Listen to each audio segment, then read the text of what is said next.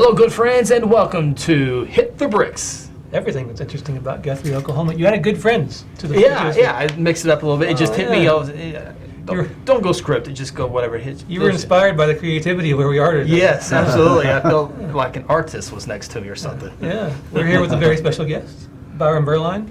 Good to be with you guys. Thanks for letting us be with you, since it's your shop. Oh, no problem. Yeah. We're your guest today. Good. Yeah. It's going to be a little busy over the next few days. It will. Yeah, there'll be a few people in Saturday night, It's already sold out. That's awesome. Sunday's almost there. But Okay. looking forward to it.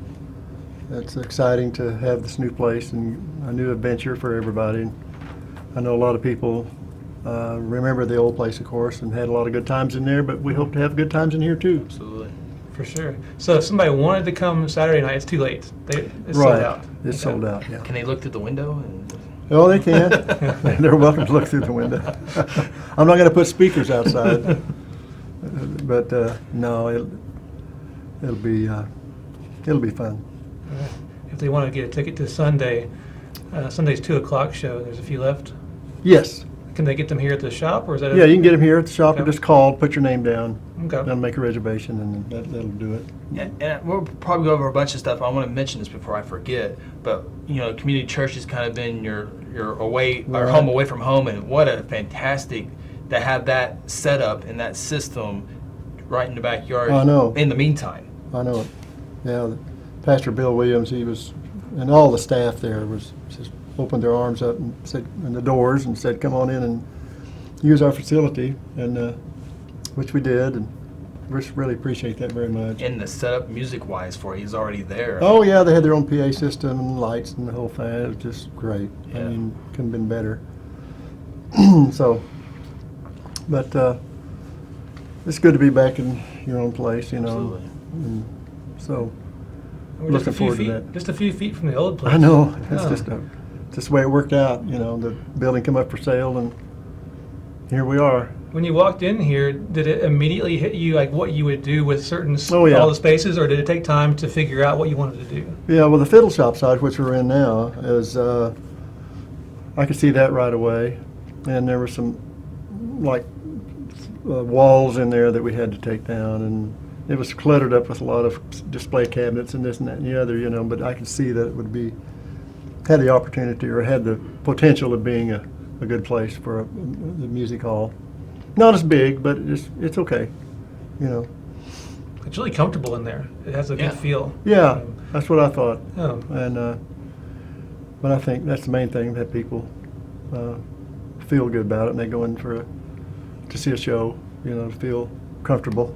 Now, I know artists are particular in their sound. How's the sound going to be in there? Oh, we're tweaking that all the time. Yeah. In fact, I bought a new board, and these new digital boards are so complicated, Yes, they sometimes. are. And I was so looking at it, and I was like, So we decided but Guitar Center in Oklahoma City has been real good about working with me on it. And in fact, we're going to work on it again this evening, and we have a new board again, and so. But we've messed with it before, and it's going to sound good. It's just get exactly the way we want it. How many shows had you done over at the old place? Well, 20-some years of shows every other weekend or so. So that was a specific sound you were used to. So now it's just about kind of dialing that in again. Right. Yeah. Right. Well, different room, different acoustics, and everything else. You have to dial it in.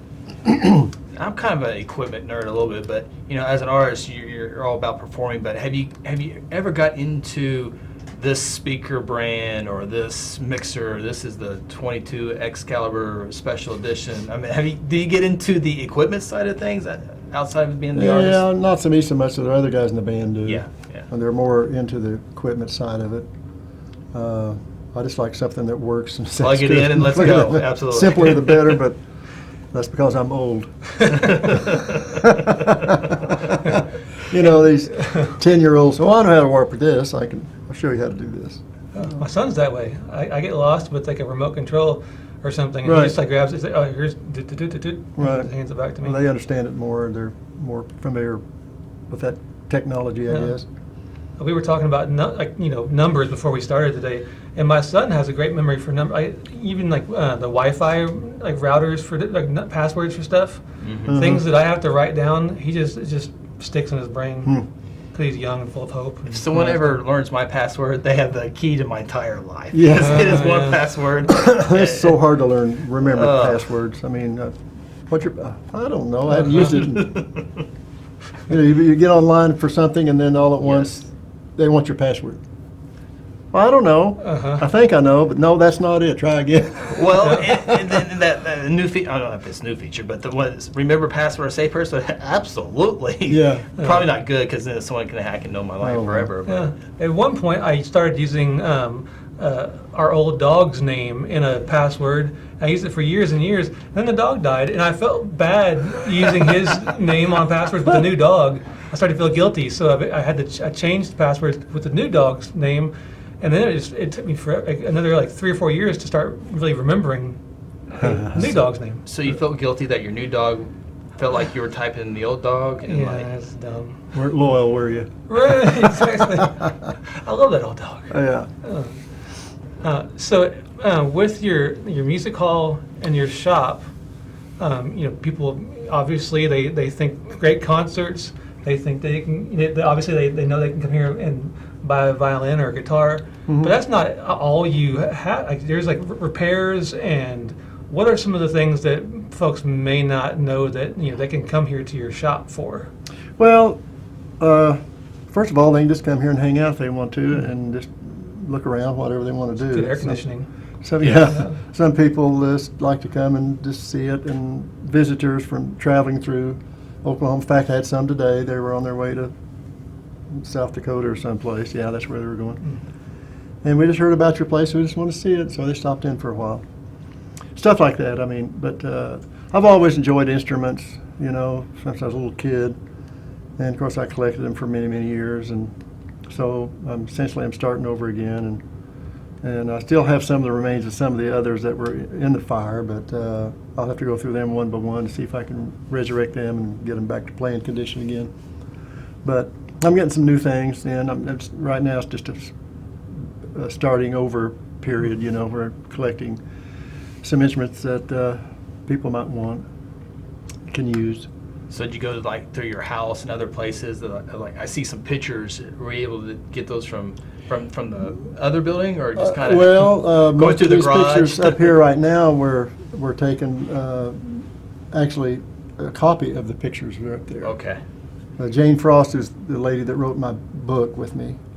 She took all the pictures up on the wall at the music hall, and that's where a lot of these came from. So she had them reproduced, and to me, I can't tell the difference. Sure. I would have never known. Between a copy of a copy or what. Right. Which is good. The digital thing these days is great about that. So. The cloud. You got to put it in the cloud.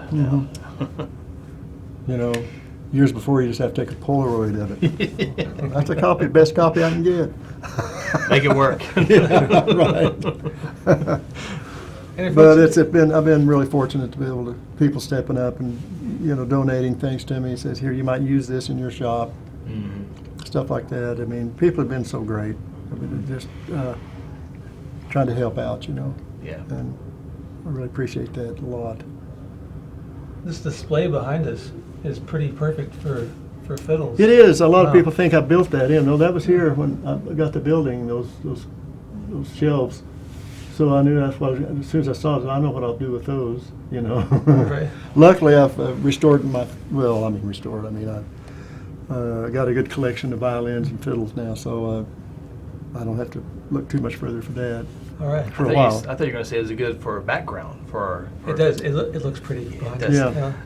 Now were a lot of these saved in the saves that we see? No, these are all okay. all for different folks. I mean, I shortly after the fire, I got an email from this couple from Michigan, upstate Michigan. We met in Sioux Falls, South Dakota, and picked up 30 violins, and then 3 from my pawn shop buddy.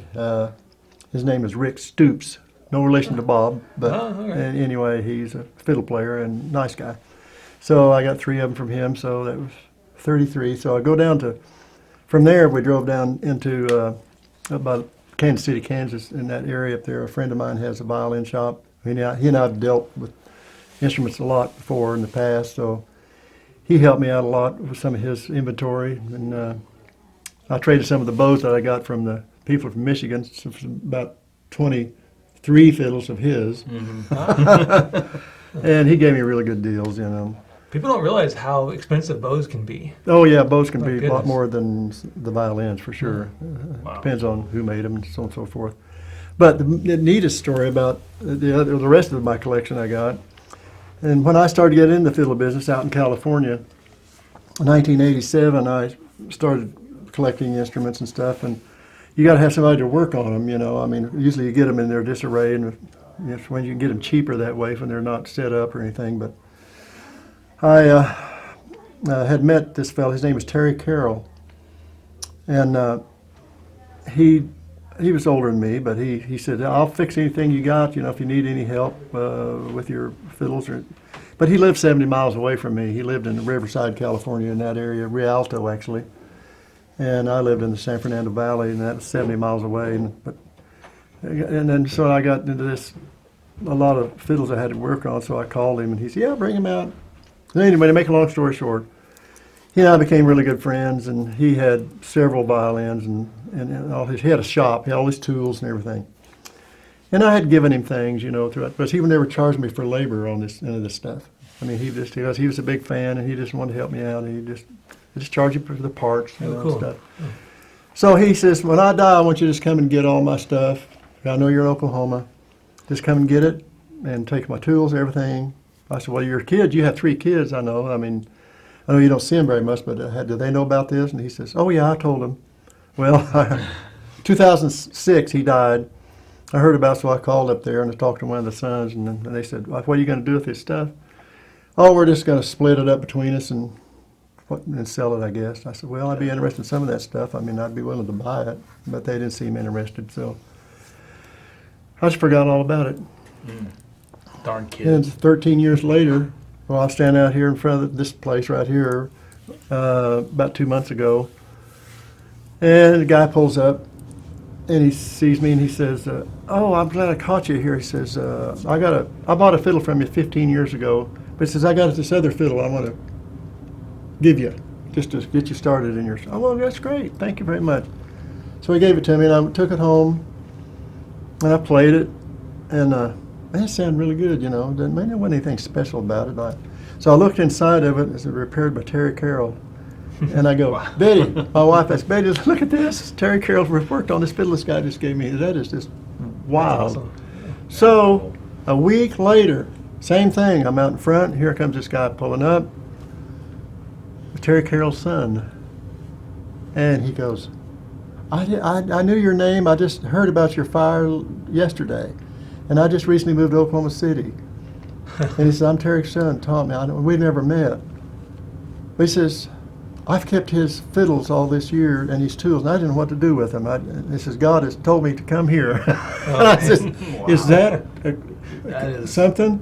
I mean, the week before, I got a fiddle that was prepared by Terry, but some other guy. Yeah. And then his son shows up. I ended up getting all his stuff from him. That's amazing. I mean, It really, because it took something for him to move to Oklahoma City. Yeah. And it took something to know. And he about- kept 'em all he these kept years. them, yes. and he had him a parade. He did everything.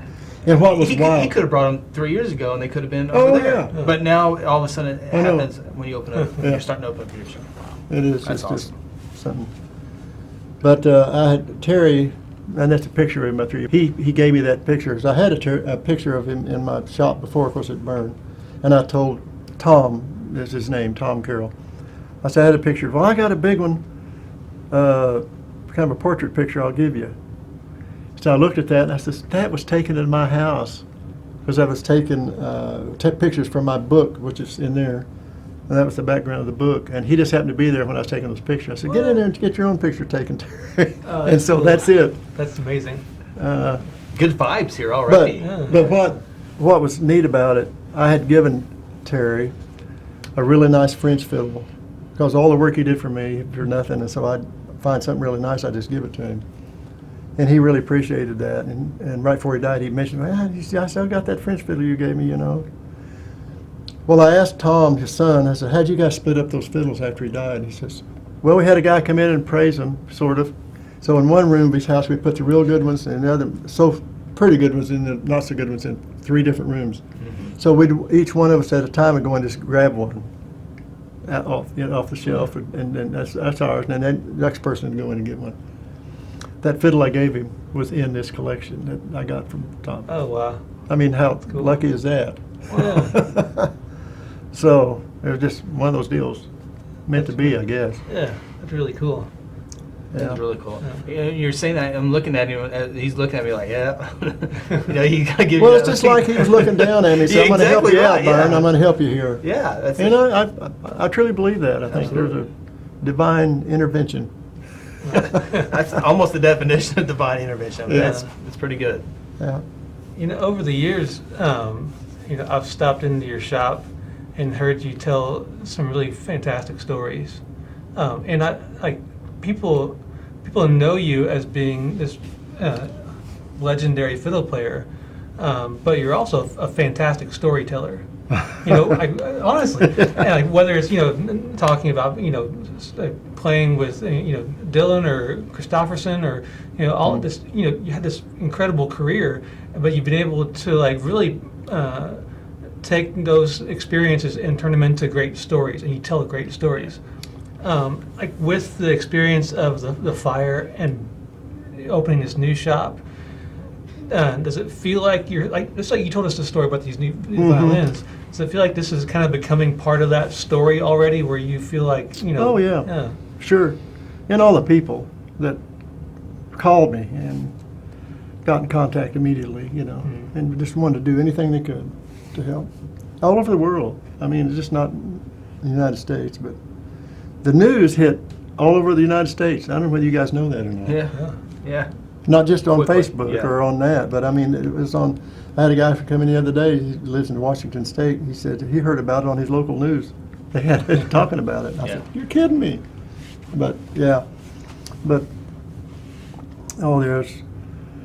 there's a lot of stories. I mean, and just from the guys that helped me get this started, and people that worked on the building and stuff. That just want to step up and do it. Local people around, some of our band members, they chipped in and helped, and like Thomas Trapp and his Dana Hazard, his good buddy, and they're all musicians, but they're in construction too, so they helped me a lot. Yeah, you built out the stage in there. That They wasn't did. there before. No, they did all that. Yeah. Took that wall out and just did all kinds of things. I saw Amy Hurley out the other day painting the Yeah. sign on the side of the building. Yeah, Z, he kind of decided he wasn't going to do it anymore. He did the other one, Yeah. Z Peltz. Yep. That's pretty high up in So the air. he's retired essentially from that. So, Amy said she'd give it a whirl. I thought she did a good job. Oh yeah, I'm glad she wasn't scared of heights. Yeah, we had a scaffolding up there for John Martin, a good friend of mine here in Guthrie. He had the scaffolding, so we put it up there for her. Now, I hadn't seen you since the concert at the temple. What a great turnout that Oh, was. yeah, That was awesome. And everyone got to their car before the rain came. Yeah. So it was perfect timing. Yeah, Vince and Larry Gatlin had to fly out by 10 o'clock because of the weather, Yeah. and they had to leave immediately after they finished, but they made it. I had no idea. Gatlin shared the story of his son marrying a Guthrie girl. Mhm. I had no idea. Yeah. And Miss Smith, Becky Smith, was one of my teachers in high school. I was like, what a small world. Larry Gatlin in Guthrie, Oklahoma, singing to all of us. And then his son happens to be married to a Guthrie girl. That's crazy. Yeah, after he married his son at the wedding, we had a show that night, and he and Red Stegall came up to our show and sat in and sang a song after their wedding. We had a show upstairs, and I remember they came up there. That's cool.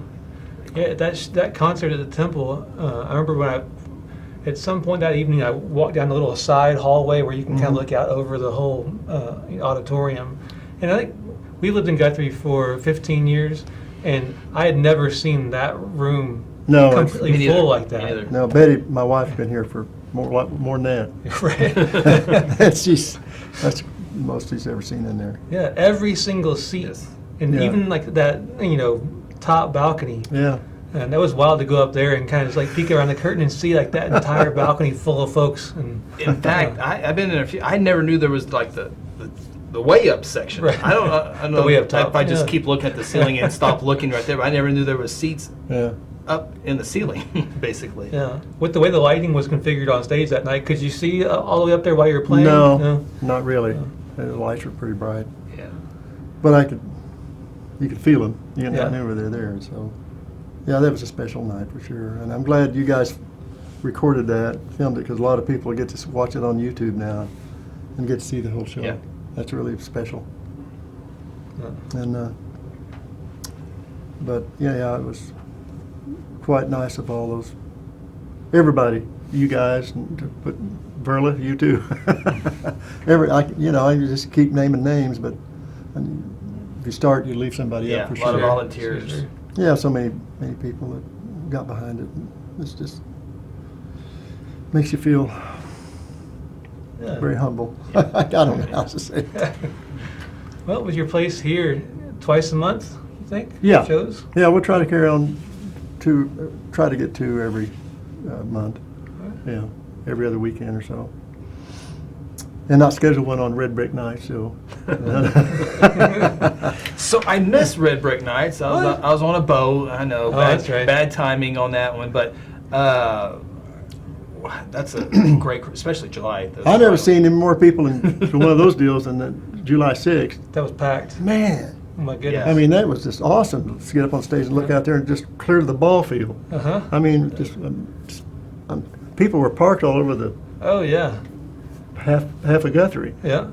Most of all of Guthrie must have showed up for this thing. I think they did for sure. And right when you went up on stage, I looked at the radar, and your first downbeat, this giant blip of a storm popped up right up by Enid and was just like bearing down. I'm like, Yeah. oh no. Then about maybe like your second or third song in, that storm just goes Yeah, just disappeared. disintegrated. Yeah.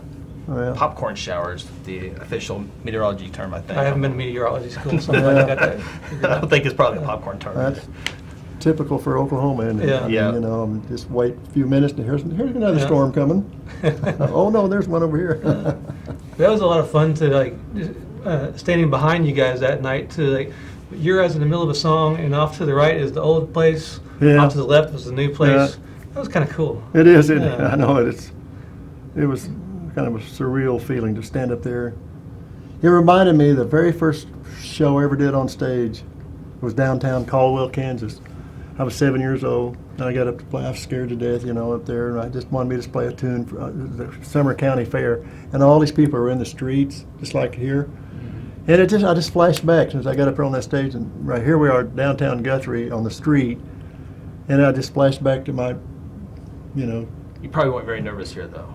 not quite as nervous, but it's just a neat thing to be able to have a show like that downtown and have everybody show up and enjoy it.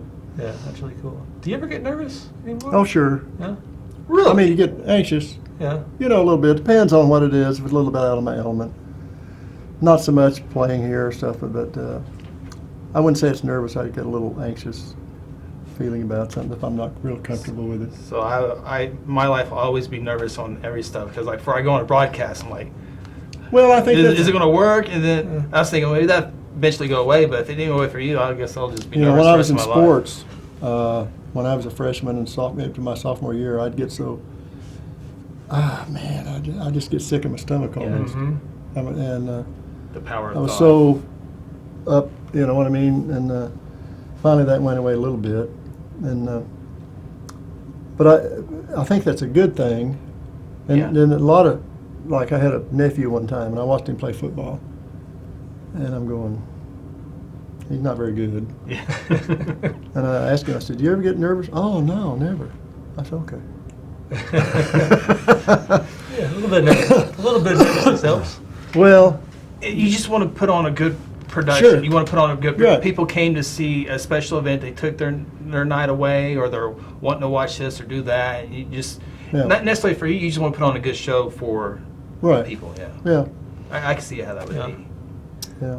You were a Sooner Are there more Sooner bluegrass fans or more Cowboy bluegrass fans? Oh, I'm not going You're there. not going to You don't poll them? I would say in Guthrie, it's probably more cowboy. Yeah, absolutely. Yeah. Which is great. I love them. I know. Sure. I have a good time playing with them, you know. Ticket sales are the same for OSU fans and OU fans. Just, Right. just so you Yeah. know. But I always, every once in a while, I'll throw a little Boomer Sooner in there on a tune, you know, whether we're doing Oklahoma Hills or what. Yeah. Just a little of it, just to Right. antagonize the OSU fans. But I do have a picture of Pistol Pete in there, so they can, you know. It's fair. And there's a Fair. T-shirt with Pistol. Yeah? Yeah, I saw that. Well, you know, I knew him personally. Frankie.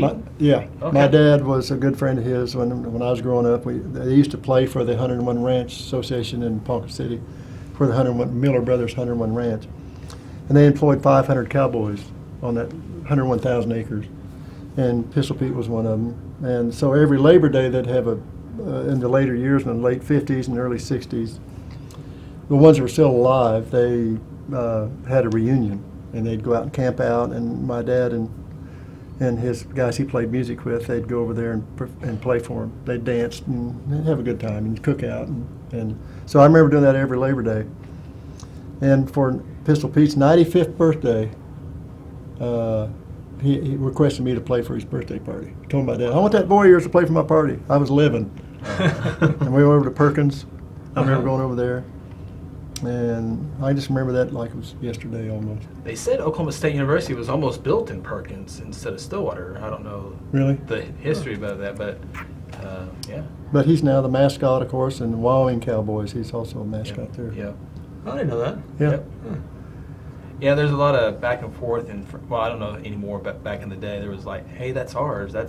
You can't do that type. Oh, yeah. of thing. Everything's been stolen from Yeah. somebody else. Yeah. It's like Boomer Sooner and the melody to Boomer Sooner. Well, that's a Hawaiian song. Yeah. Yeah, Bula Bula. Yeah. Da da da da da da da. Yeah. But Yeah. one of the Ivy League schools uses that same In fact, tune. Yeah. I played music with Rick Kuna, who's out in California. He's a guitar player, and he and I were in my group Sundance I had. And his great-grandfather wrote that song. Oh, really? Yeah, Bula Bula, which turned out to be Boomer Sooner. Yeah. I said, well, that is too cool. When did that come about for Uh, like the school fight song? I never. OUs? Yeah. I don't know for sure when they adopted that. You know, we need to hunt that up. Yeah, that'd be Aaron, you interesting. need to figure that out. Google it up. All right. But It'd be great if their family got royalties from it every time they got played at an OU game. Oh my gosh. oh yeah.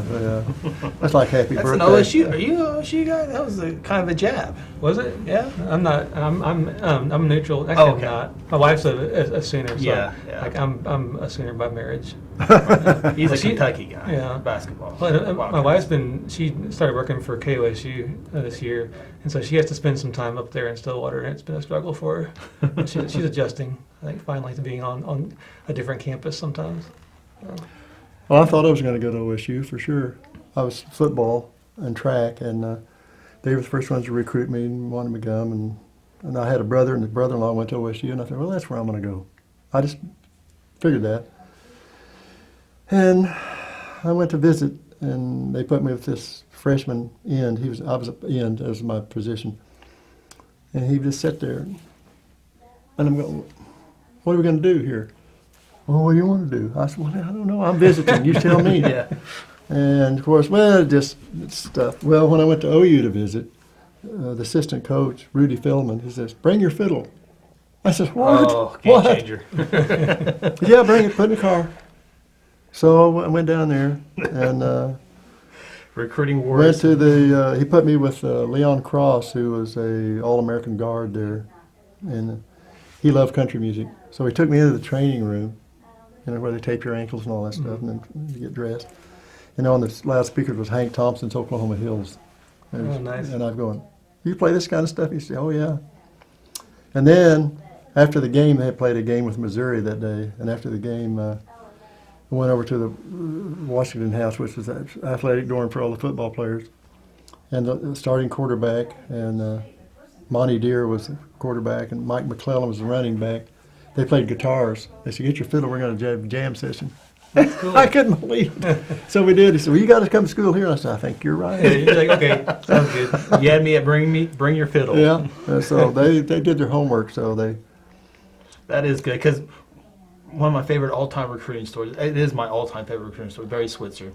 He was out recruiting somebody, I don't know who it was, and he said he knew when he go to the house, the dad was going to ask him for a beer.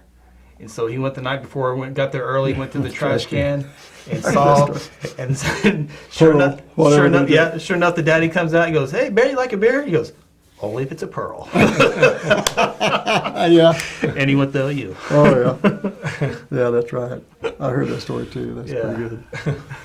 But it helps. Just little things like that, it makes a lot of difference. And, Yeah. and when you're recruiting somebody, just little things that, especially with the parents, most of them have Mamas. pretty good. Yeah, Yes. exactly. Got to win mama over. Yeah, they have an influence on them.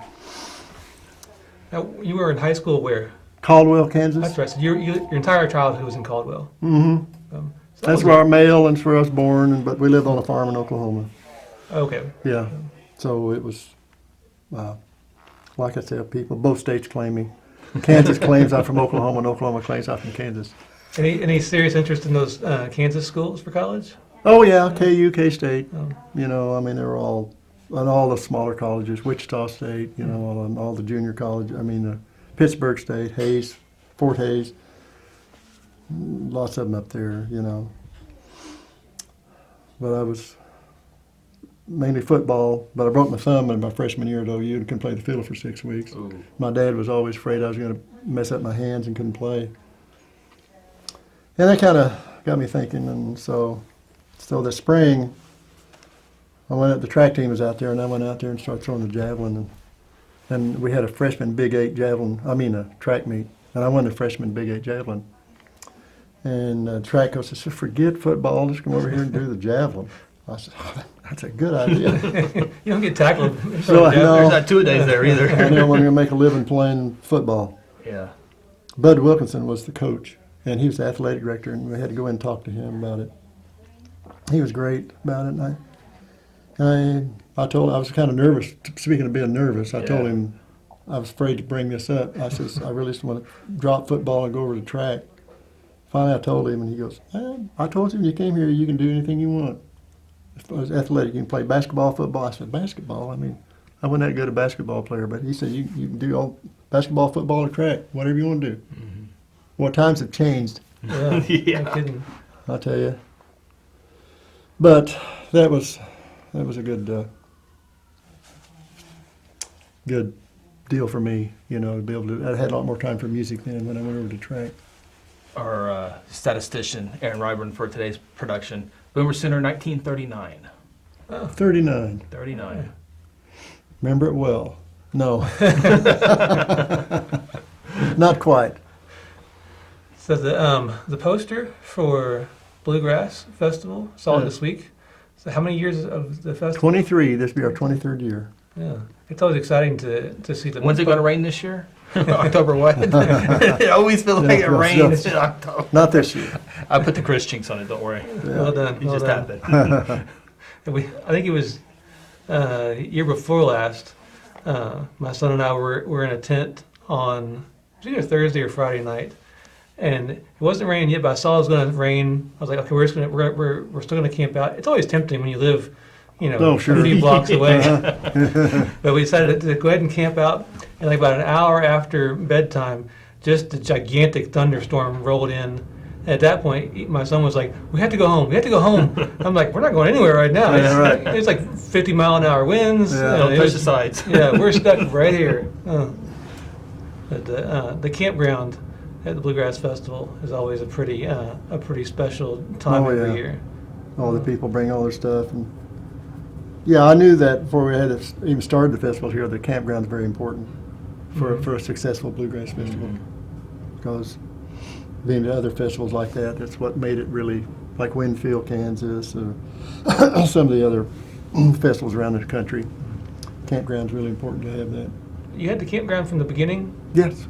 Was it when you changed from having the downtown Yeah. venues to the campground venue? Did the campground explode at that point, or was the campground always? Oh, popular? it got better, yeah. Okay. I mean, every year it got a little more strong, because they knew it was right there. Yeah. I mean, everything Just a was little right old one- town. Yeah, Yeah. exactly. And it was just hard to get venues every year, the same venues here, and I mean, it's just such Sure. a nightmare to Yes. have 5 or 6 different places and have to have sound systems and stage managers and blah, blah, blah. Yeah. You know, I mean, and then use the baseball field over there as the main stage, and it was just, That's the first bluegrass I remember is at the baseball stadium, Willie Nelson, with Yeah. the big old bus parked out in front of the stadium. right. That's my first memory. Got of pretty bluegrass. chilly that night, Yes, too. it did. I wasn't here yet for that. The first one I went to was Emmylou Harris. Okay, that Serious? was second one. Second year. Yeah.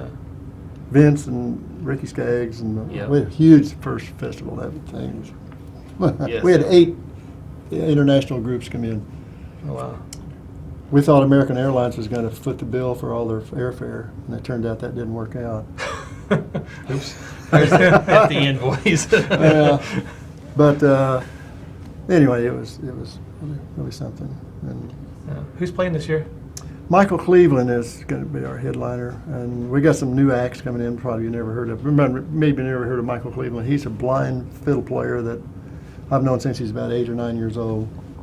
He's just incredible in his band, and so I'm going to try to feature fiddle players this year. We'll end up with a big finale of like a fiddle frolic or fiddle fest or whatever. Oh, awesome. But you want to hear him. Very cool. Yeah, he's really good. And his whole band's really good. Tickets on sale for those? Yes. Right through the yeah. website? Go to oibf.com or Eventbrite. Oh yeah. Yeah. Eventbrite. The early bird tickets are no longer available, but you can still get advanced ticket sales rather than wait until the festival starts. You mentioned great fiddle player, and the time we're taping this, I saw Kyle Dillingham on Facebook this morning. I guess he's playing at the Grand Ole Opry Mm-hmm. tonight. So that Oh, tonight? Yeah, I think he goes on stage like. Well, it won't be tonight, unless today's Wednesday. Yeah. Well, I thought he said tonight, but maybe. Who knows? but- Well, Grand Ole Opry's on Friday and Saturday. Okay. Well, never mind. Aaron will cut that out. But No, but he was on WSM radio this morning, and they were talking about maybe it's like the baby stage. I don't know. oh, maybe he's Yeah, doing some kind of special show there or something. might I don't be, know. so. Yeah. Cool. But he plays a lot here in Guthrie as well. Mm-hmm. Yeah. Yeah. I heard that the early bird tickets sold really well this year. Tom was saying that the first round. Yeah, was one of it the did pretty really well. good year for the early bird stuff. I like last year, which was good. Yeah. I don't think we ever sell near enough early birds, but that's okay. Yeah. I think any more folks just kind of love waiting for the last minute, no matter what it is, a concert or bike Well, races or whatever it is. Folks like to wait until And they'll look for the weather. What's the Uh-huh. weather going to do? It Yeah. dictates everybody, seem like. Weather in Oklahoma makes planning any kind of outdoor Yeah. event just the most anxiety-inducing experience. I was in Stillwater over the weekend. They had a big event down there, and there was people coming in from other states that had never been here. And that's the day it got to like 105. I was like, it's normally not like this. If you can wait another day, it's gonna be really nice the next day. Yeah. But people probably got the wrong idea of Oklahoma just because of the weather. Sure. So. Yeah. So if someone wants to get a ticket for Sunday, they can come by here to the shop and call. You can. What's the phone number? 282-6646. Same number as always. Yes. Yeah. Same numbers All right. I've had for years. All right. Kept the number. And a lot of people are calling, for sure. Good. But yeah, we have quite a few left for Sunday. Sunday afternoon, 2 o'clock. Nice matinee show. Right? Yeah, Be out of there, but perfect time to go to church, get some lunch, Yep. get a show. there you go. What a deal. All right, so grab a ticket for Sunday. Do you have other dates lined up for this summer? Yes, I don't have them right in front of me. The On next one will be a website, couple of maybe? weeks. Yes, it'll be another couple of weeks in August. Right. And it's air conditioned. We have air conditioning. Yes. So What a Very deal. comfortable. What a deal. so you don't have to, and you don't have to climb the stairs Yeah. anymore. Yeah, those stairs were a trek up the Himalayan. It was. Yeah. I used to weigh 250 pounds when I moved here. But then I started climbing those stairs, and that kind of helped. I didn't have to join a health club, see. Right, you saved a lot of money. I don't know what I'm going to do now, so I don't have to climb stairs. Join a health club, I guess. Decades and decades ago, my grandpa had a radio show in Kennett, Missouri, and I found on that radio station they had on their website had some archives for just old time stuff, and a couple of the just little commercials that he did for his show were on the archive. And it was funny to listen to him do like announcements and commercials and stuff for concerts in the area. He would plug the air conditioning more than he would plug the actual artist playing for that night. He was like friends. He would say cousins. He'll call everybody cousins. Yeah, like cousins. The air conditioning is so great over at the American Legion or whatever they're playing. Yeah, that was a big deal back in those days. If you had an air conditioning place, I remember people talking about theaters here, like Bob Powell, has all the theaters. His dad had them, and they'd put ice back there behind the stage and blow fans out so they'd cool people off. And it worked. Very creative, yeah. Yeah. I mean, that was the big thing. If you want to go and cool off, I mean, a lot of people loved that. Oh, yeah. Air conditioning is huge because Justin tells me, hey, we're going to be at this so-and-so place today or next week, and it's a downtown building. I'm like, it's 50-50 on air conditioning. I never know, but this is very comfortable. Byron, thanks so much for my having us here pleasure. today. This is awesome. Yeah. And it's exciting to see what you've got going on here. Excited to see the shop and the music hall, and this is awesome. Great. Glad you enjoyed. Yeah. Come see us. Yeah, Definitely. Thank you. Coming home, coming home.